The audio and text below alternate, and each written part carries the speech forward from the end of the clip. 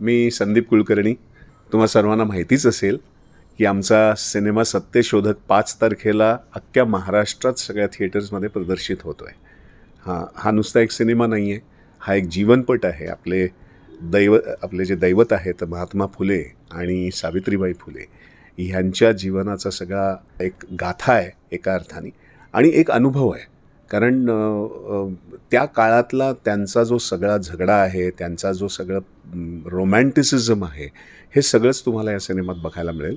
आणि मी अनुभव एवढ्यासाठी म्हटलं की तो जो त्यांच्या बालपणापासून ते अगदी शेवटच्या उत्तरार्धापर्यंत त्यांची जी म्हणतात ना की 2 शरीर आणि 1 जीव असा तो प्रवास आहे त्यांचा.